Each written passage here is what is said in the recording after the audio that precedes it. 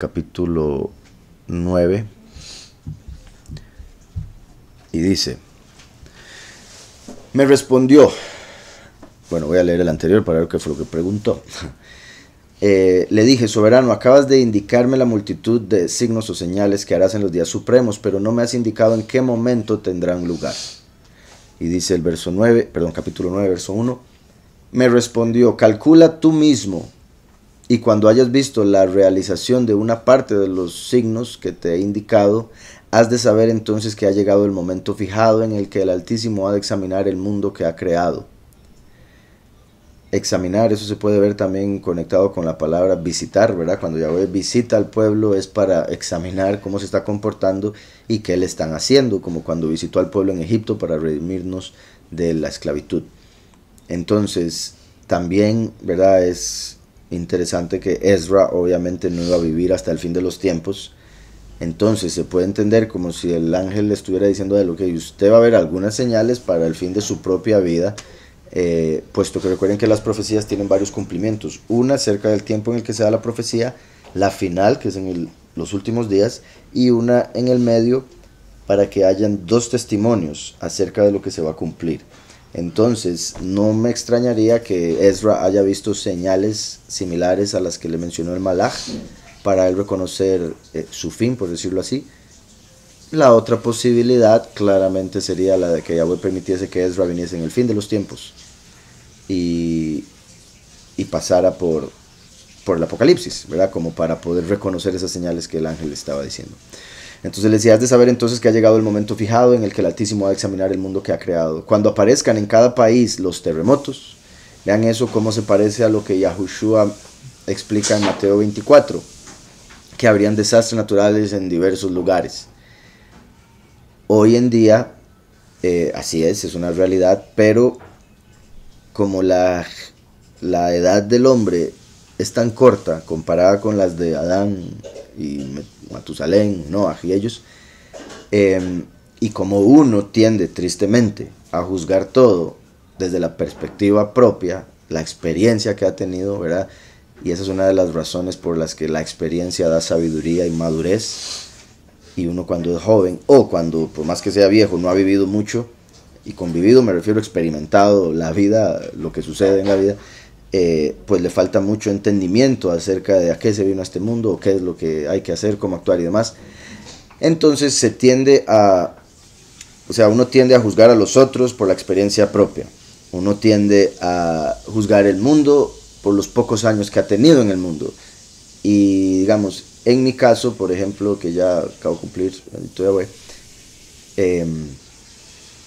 entre uno más viejo se hace, más va notando eso. Y también veo donde ya uno empieza a ver a los niños y sus formas de actuar, que también ayer estaba pensando en lo que habla Pablo, ¿verdad?, de cómo cuando uno crece deja lo de niño de lado, y por eso uno cuando ya está de viejo, o bueno, más avanzado, le cuesta muchas veces entender los juegos de los niños, en el sentido de que no les llama la atención y uno tiene que hacer más bien el esfuerzo, ¿verdad?, para estar con ellos y jugar con ellos y darles ese tiempo que ellos también necesitan, ¿verdad?, como mi sobrino, cosas así. Y lo considero similar en lo que respecta a la historia humana, y uno viviendo un periodo así y queriendo, ¿verdad?, por el ego humano y demás, decir que entiende todo, ¿verdad?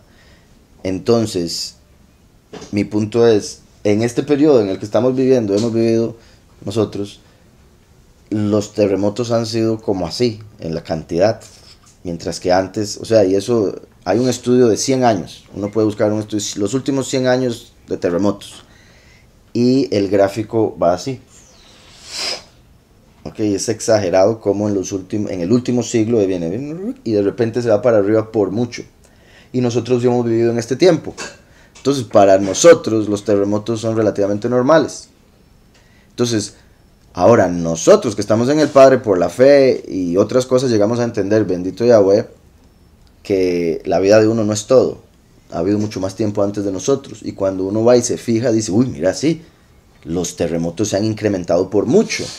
Pero una gente que no tiene al Padre va a ver ese periodo de su propia vida y decir: esto siempre ha sido así, siempre han habido terremotos, deje de inventar. Igualmente huracanes y esto. Mucha gente dirá: no, es que antes no se sabía, porque antes uno veía noticias solo de su país. Y ahora hay noticias de todos los países. Entonces hay un huracán ahí, un huracán allá, y antes no nos dábamos cuenta. Pues en parte, o sea, obviamente ese argumento tiene cierta verdad, pero incluso si hubiera comunicación, más bien nos hubiéramos dado cuenta que en ese tiempo los desastres naturales no eran tan comunes como hoy en día. Y esa también es una de las razones o de las cosas que se agarra el sistema para decir cambio climático. Es por ustedes y por usar aerosol y por las flatulencias de las vacas y por comer carne que el clima está como está, porque eso es lo que dicen.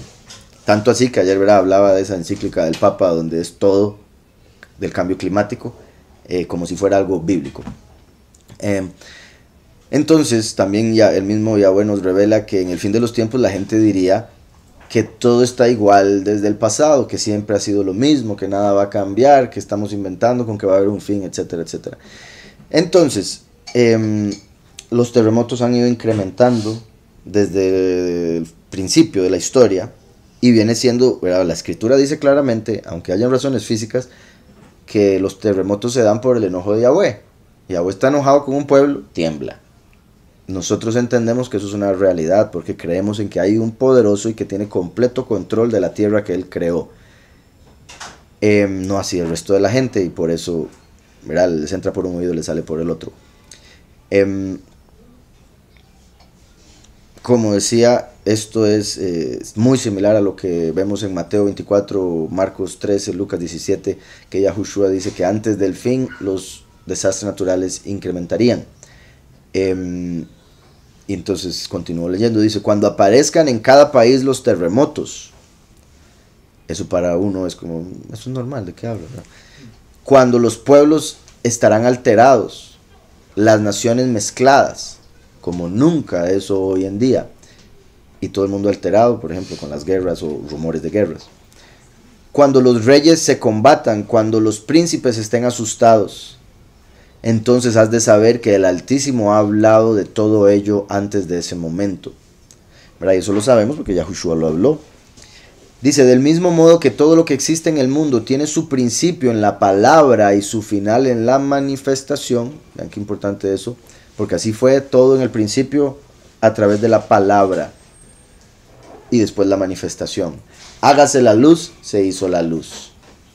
Incluso se puede hablar como palabra, lo que uno tiene en la mente, manifestación, cuando lo manifiesta con su boca, que eso viene siendo la voz, y ya se escucha lo que la persona pensaba. ¿Sí me explico? Y eso lo digo por Yahweh como primero y último, palabra y voz. Entonces dice, del mismo modo que todo lo que existe en el mundo tiene su principio en la palabra y su final en la manifestación, así el mundo del Altísimo tiene su principio en el discurso, los signos y el poder, y su final en la obra y en el milagro. Aquel que se salve y pueda escapar por medio de sus actos y de la fe en la que cree, ¿verdad?, toda a sus actos y a la fe en la que cree, aquel evitará los tormentos que te he dicho, verá la vida sobre la tierra y en los límites que me he apartado fuera de este mundo. Aquel evitará los tormentos que te he dicho, ¿verdad? Muy importante, bendito Yahweh, que Él promete que el que le siga, el que le sirva, va a ser protegido, como el pueblo de Israel en Egipto. Evitará los tormentos que te he dicho, verá la vida sobre la tierra, ¿verdad? Hasta eso, la vida sobre la tierra, no en el cielo, no en las nubes, sobre la tierra. Para eso hizo Yahweh la tierra, para que el hombre la habite. Y en los límites que me he apartado fuera de este mundo. Que eso ya sería las otras realidades que nos va a permitir experimentar. Entonces, viendo esto, aquellos que despreciaron mis preceptos se afligirán. Aquellos que rechazaron mi partido y que me han despreciado serán atormentados por el juicio. Entonces, todos aquellos que me han ignorado durante sus vidas, mientras yo les protegía, todos aquellos que se enorgullecían contra mí mientras eran libres, vean lo que está diciendo, mientras esto, mientras lo otro, porque es como diciendo, mientras tenían la posibilidad de, ¿verdad?, mientras Yahweh permitía que hablaran en contra de él, va a llegar un momento donde no lo va a permitir y ahí ya obviamente no van a poder hacer absolutamente nada y es ahí donde se van a afligir. Vuelvo y repito, entonces todos aquellos que me han ignorado durante sus vidas mientras yo les protegía, ¿verdad? Yahweh aún así les protege, les da vida, les da alimento, pero ellos siguen pecando y eso, y rechazándolo y rebelándose, etcétera, etcétera. Y eso hace tristemente en la carne que la persona piense que nunca va a haber juicio, o que hay un poderoso que ama el pecado, o que nunca los va a juzgar. Y todas las teorías y doctrinas que se dan entre religiosos y filósofos tratando de evitar el juicio principalmente. Todos aquellos que me han ignorado durante sus vidas mientras yo les protegía. Y por eso también lo que la Escritura dice, ¿verdad?, con respecto a examinarnos a nosotros mismos, juzgarnos a nosotros mismos para no tener que ser juzgados por el Padre o por otros, ¿verdad? Obviamente a través del juicio que Yahweh nos da, que viene siendo Yahweh el que juzga por medio nuestro, pero es el examinarnos nosotros mismos lo que nos ayuda a no tener que pasar por ese juicio que van a tener que pasar los que sí le rechazan, se rebelan y demás. Dice, todos aquellos que se enorgullecían contra mí mientras eran libres, ya que era paciente con ellos, aquellos que no me han conocido, pero que me han rechazado, tendrán que conocerme después de su muerte. Vean eso, qué poderoso. Aquellos que no me han conocido, pero que me han rechazado. Eso también es particular, porque no es como que Yahweh no se haya dado a conocer a ellos. No es como que Yahweh no quisiera ser conocido por ellos, porque dice, me han rechazado. Ellos en realidad rechazaron el conocerle con toda su voluntad, con toda su vida. Y por eso fue que no le llegaron a conocer, que era parte de lo que mencionaba la vez pasada con respecto al argumento ese filosófico, de que no hay un poderoso, porque si lo hubiera, él se le manifestaría y tendría una relación personal con todo aquel que estuviera anuente a conocerle. Pero ese anuente es donde está la clave, porque hay muchos ateos que en realidad no están anuentes, o hombres que por su carne piensan que el Todopoderoso debería sujetarse a lo que ellos quieren, cuando eso no tiene ningún sentido, y eso muestra que en realidad no quieren conocer al Poderoso. Entonces, que era paciente con ellos, aquellos que no me han conocido, pero que me han rechazado, tendrán que conocerme después de su muerte. No se van a poder quitar, van a conocerle. Y cuando le conozcan, eso va a venir a darles el entendimiento de su gran error. Dice, en lo que a ti se refiere, no busques de qué modo serán juzgados los pecadores, mas busca cómo vivirán los justos en su mundo, pues este existe a causa de ellos. Vean eso, por eso Yahushua nos dijo que somos la sal del mundo. La sal no solo le da sabor a la comida, que en ese caso Yahweh nos puso para darle sabor a la vida, pero más que eso, la sal preserva. Antes se usaba sal en vez de refri, ¿verdad? Cuando no había refri, era un refrigerador que mantuviese los alimentos fríos para que duraran más, se metían en sal. Antes se pagaba con sal, por eso el salario. Somos la sal del mundo porque, digamos, en el judaísmo hay algo que se dice que en todo tiempo de la historia en el mundo tienen que haber 36 justos. 36 justos por los cuales existe todo. Ahora, no estoy diciendo que sea así de literal, pero mi punto es que al menos el punto se entiende. El hecho de que al nosotros ser la sal del mundo, por aceptar a Yahushua HaMashiach, no nos volvemos insípidos, como dice Mashiach con respecto a la sal, ¿verdad?, que se echa afuera. Al estar en Yahushua somos la sal, y por ser la sal, este mundo se mantiene. Si no hubiesen creyentes, este mundo dejaría de ser, porque no habría razón de ser. Yahweh hizo este mundo para que el hombre lo habite, pero hizo al hombre para que le sirva. Si el hombre no le sirve, ¿de qué sirve el mundo? Por eso que el hombre se estaría convirtiendo en un animal, y el mundo no fue hecho para los animales, fue hecho para los hombres. Y bendito Yahweh por los animales que nos acompañan. Pero sí me explico.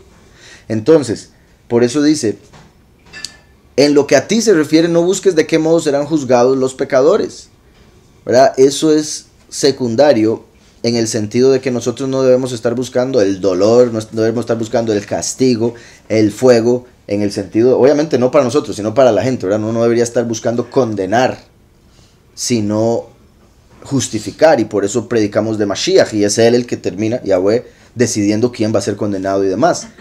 Si te refieres a que durante los días de Hanukkah se encienden las luces, ¿verdad? Primero 2, porque es el Shemesh y la primera, después 3, Shemesh, serían 44. en total. Pero sí siento que había una conexión con algo más. Curiosamente, 36 es el valor numérico de la Lamed y la Vav, que significa para él. Entonces se podría decir como 36 hombres que viven para él, y por eso la tierra se mantiene. Pero sí siento que hay algo más. Ahora, con lo que está diciendo, en lo que a ti se refiere, no busques de qué modo serán juzgados los pecadores, mas busca cómo vivirán los justos en su mundo, pues este existe a causa de ellos. El mundo existe por los justos. Los impíos viven en el mundo por pura misericordia de Yahweh y paciencia, y siguen existiendo por los justos. O sea, eventualmente los impíos se darán cuenta que su existencia se debió a la buena voluntad de Yahweh, a su paciencia, y a que habían justos, a los que ellos rechazaban, a los que ellos mataron, golpearon, etc. Dice, pues este existe a causa de ellos. Le respondí con estos términos: lo dije antes y lo sigo diciendo. Aquellos que perecerán serán más numerosos que aquellos que vivirán. Del mismo modo que la ola es mayor que la gota. Recuerden que hay un verso de los gnósticos donde estaban hablando de algo similar con respecto a la cantidad de gente que va a entrar y los que se van a quedar fuera, tristemente. Y Yahushua le decía: usted siéntase afortunado, feliz y entendido si se ve en el reino de Yahweh como un segundo, un tercero. O sea, en el sentido de que van a ser tan pocos. Lo que está entendiendo ahí es algo que todos deberíamos entender, como para de verdad apreciar lo que significa el recibir la vida eterna. Y también el orar por todos los que ahorita no están con Yahweh, y obviamente por nuestros seres amados que esperamos que estén ahí con nosotros, ¿verdad? Que puedan recibir esa misma bendición. Entonces imagínense la diferencia entre una ola y una gota. Así viene siendo la diferencia entre los que no van a entrar y los que sí. Dice: tal suelo, tal simiente, me dijo, tales actos, tal sentencia. El campo depende del cálculo del labrador. Según sus días era el mundo. Según sus días era el mundo. Así como el labrador decide cuánto va a sembrar dependiendo de la tierra que tenga para sembrar. Y debe calcular, ok, así como Yahweh, que fue el labrador de la tierra, y él calculó, van a haber 6 milenios, voy a sembrar tantas semillas. Y después tuve que calcular también, ok, me metieron cizaña, entonces ahora tengo que ver cómo acomodar todo eso, pero hasta el fin de la cosecha. Según sus días era el mundo.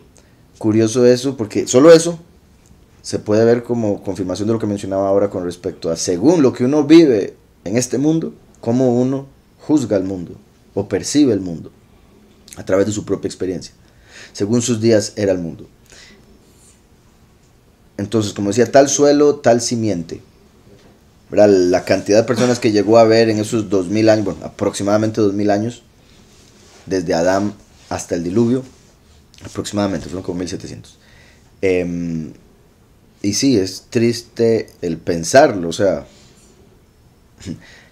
que de esos miles de personas, solo se salvaron 8.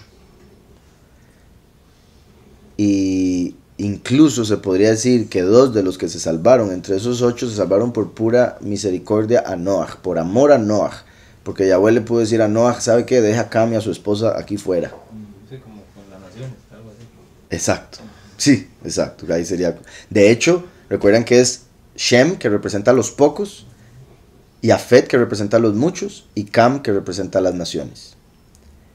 Por eso, con esos 3 hijos. Entonces sí, es sorprendente que de todos solo Noaj y su familia, porque también bendito Yahweh por esa misericordia, porque como dijo Yahushua ben Nun, hijo de Nun, yo y mi casa seremos salvos. Y eso es algo que debemos confesar y pedirle al Padre y esperar en el Padre. Como la onda del agua es mayor que la gota, y él me respondió y dijo, ¿cuál es el campo? Tales también han sido las simientes. ¿Cuáles las flores? Tales los colores. cual el maestro tal la obra, y cual el labrador tal su labranza, porque aquel era el tiempo del mundo.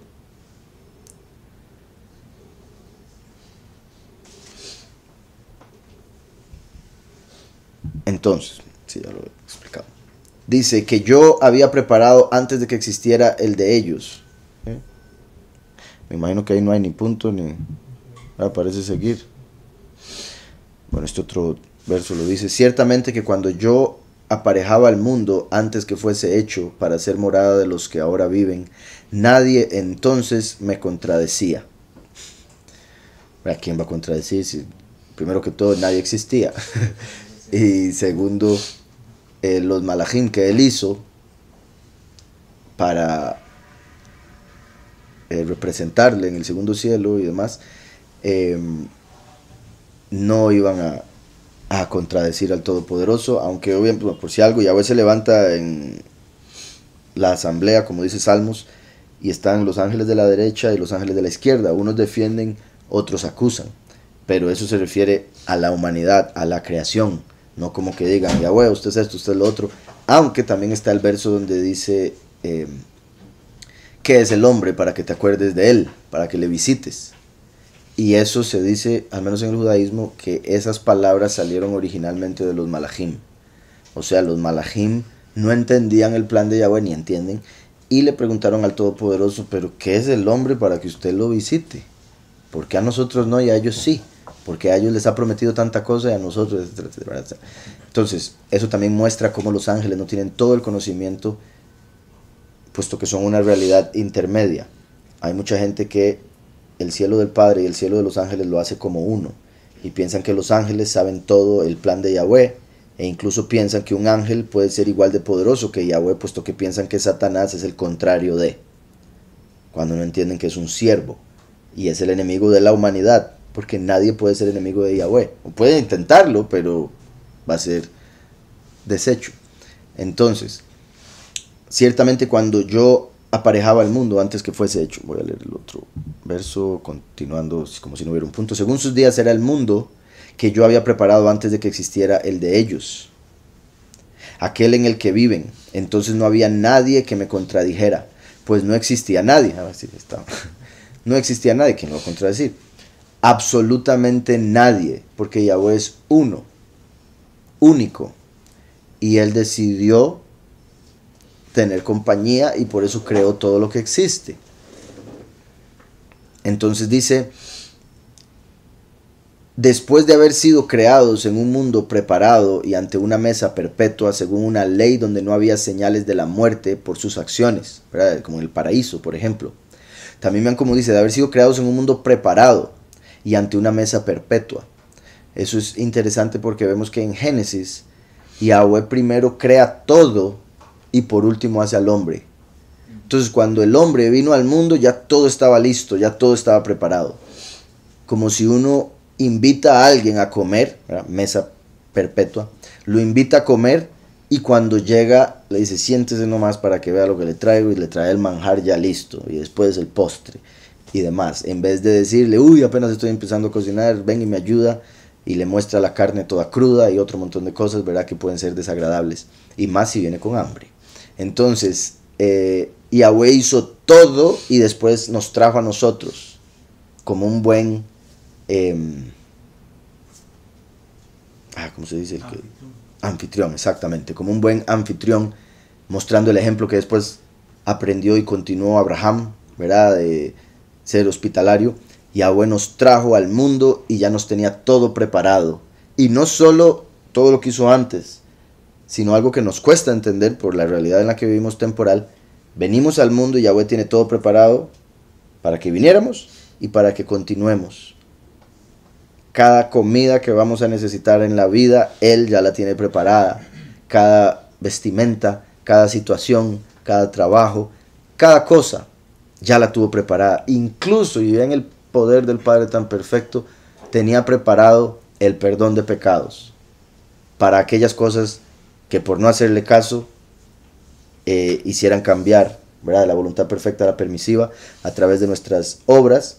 Él ya tenía preparado el perdón. Y por eso también preparó el arrepentimiento, porque todo lo tuvo que crear Yahweh. Todo lo creó Yahweh, incluso el arrepentirse. Porque de no ser así, no habría mundo ahorita, ya todo habría sido destruido desde el puro principio. Entonces, después de haber sido creados en un mundo preparado y ante una mesa perpetua, según una ley donde no había señales de la muerte por sus acciones. Porque antes de comer del fruto del conocimiento del bien y el mal, no habían señales de mal y no había posibilidad de muerte. Cuando vi el mundo había perecido, entonces estaban atormentados a causa de los actos que habían sembrado en la tierra. ¿Verdad? Que eso ya sería al entrar a este mundo, e incluso lo que mencionamos ahora del diluvio. Leo el 20 en la otra traducción.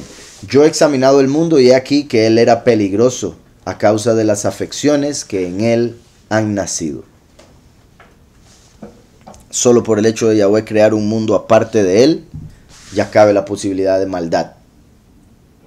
¿Verdad? Porque él se separa para poder hacer ese mundo, o se contrae para que haya un espacio, y al contraerse deja ese espacio sin su presencia para que pudiese haber libre albedrío, y eso indica la posibilidad de mal. Dice, vine y tuve piedad de muy pocos.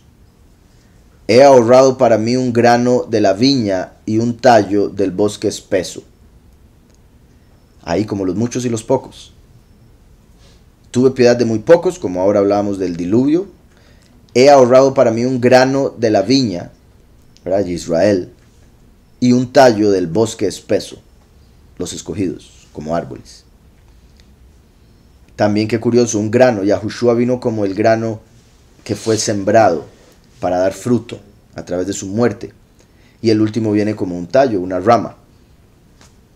Dice, que perezca esta multitud de seres creados inútilmente y pueda conservarse mi grano, un tallo que se ha fortificado con mucho trabajo. En cuanto a ti, si ayunas y oras de nuevo durante 7 días, es Raquel. Ya ha ayunado 2 veces 7 días, ahora le piden otros 7.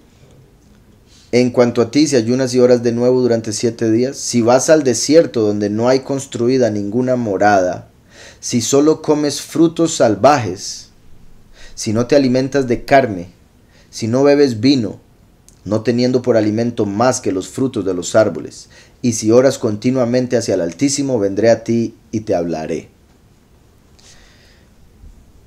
No está diciendo que lo anterior, ¿verdad?, sea malo, pero son cosas que pueden mantener a la persona en otras.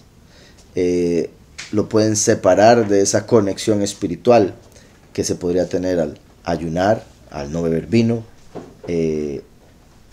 al no comer carne. Y dice, y si oras continuamente hacia el Altísimo, vendré a ti y te hablaré. Entonces fui al desierto cuyo nombre es Arfad, como me había ordenado. Permanecí en un prado, me alimenté de frutos salvajes y lo que comía me saciaba. Después de 7 días estaba acostado en la hierba. Vean qué curioso, porque llamó ayuno al alejarse, pero seguía comiendo frutos de los árboles. Entonces eso se podría ver como un tipo de ayuno, ¿verdad? Alejándose de los placeres, como el vino, la carne, la comodidad. Estando en un desierto, sin casas construidas, comiendo solo los frutos de la tierra, como si fuera que está de vuelta en el paraíso. Como si fuera también una criatura, no necesariamente humana, que come lo que le aparezca.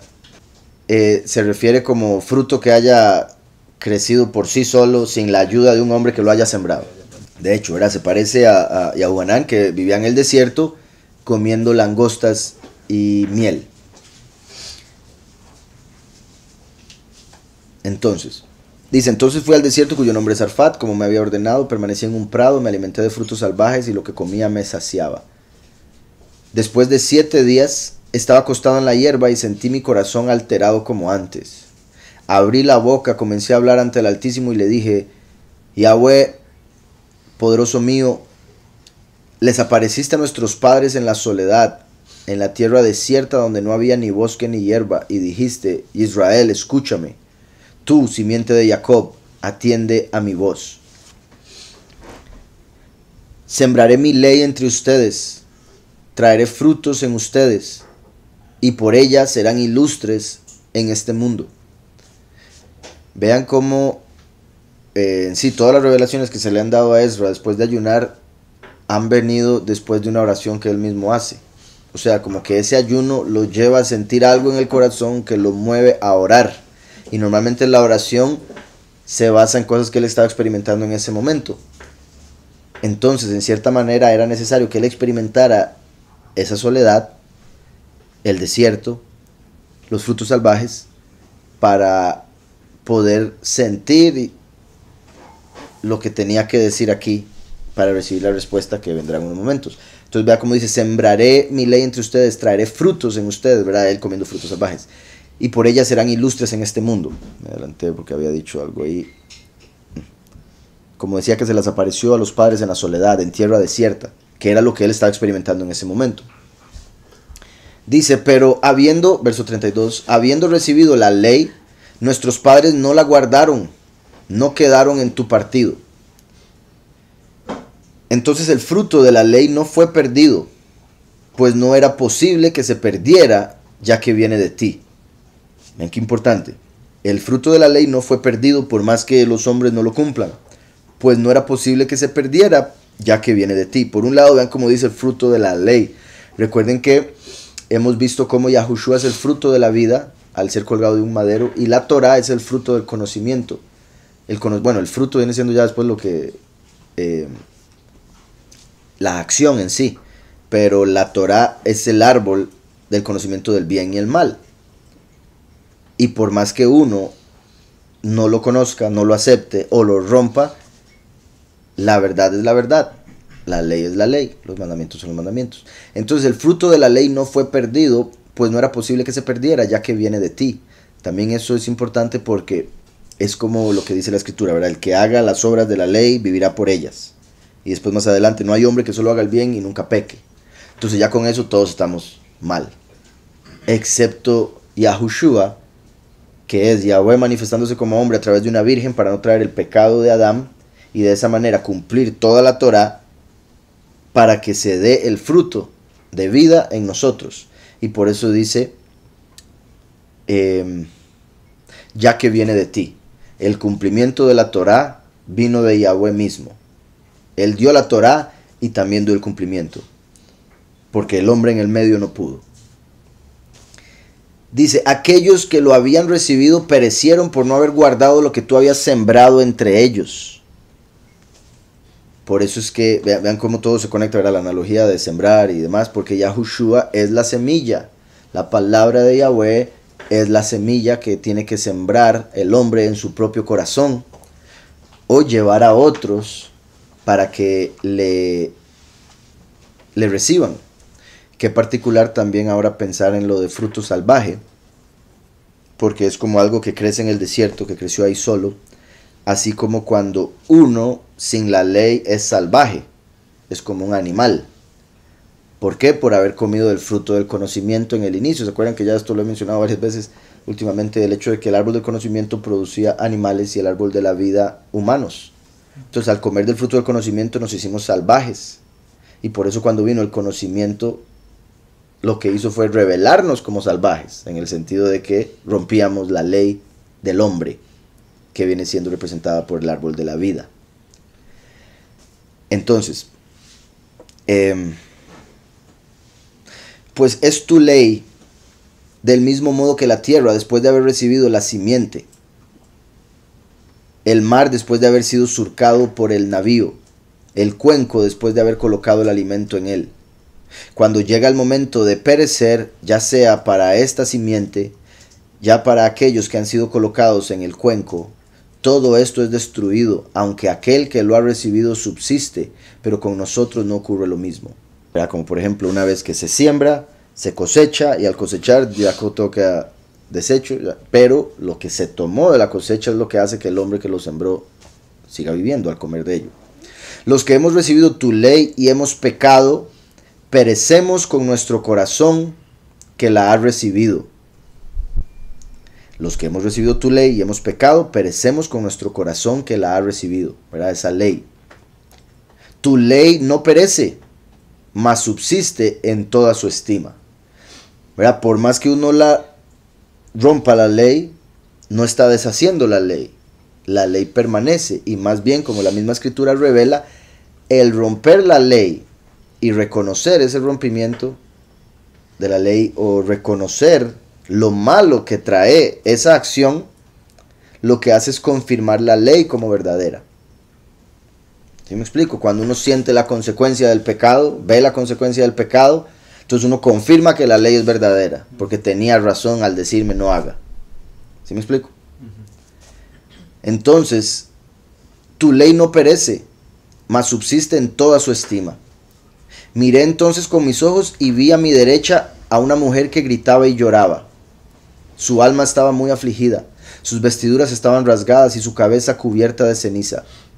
Los pensamientos que me agitaban me abandonaron. Me giré hacia ella y le dije, ¿por qué lloras? ¿Por qué está afligida tu alma? Me dijo, déjame, soberano mío, déjame llorar sobre mí misma y aumentar mi dolor, pues estoy muy triste y mi alma está afligida. Proseguí, dime, ¿quién eres? Me respondió, antes yo era estéril. Permanecí durante 30 años con mi marido. Continuamente durante estos 30 años oraba a Yahweh día y noche. Después de estos 30 años, Yahweh escuchó a su sirviente, vio mi tristeza y consideró mi tormento y mi dolor. Me dio un hijo del que me alegré mucho, así como mi marido y todas las gentes de mi ciudad, y alabé a Yahweh. Alimenté a mi hijo con muchos esfuerzos. Cuando creció, lo casé e hice un festín. Cuando fue grande y vino en edad de tomar mujer, yo hice día de banquete.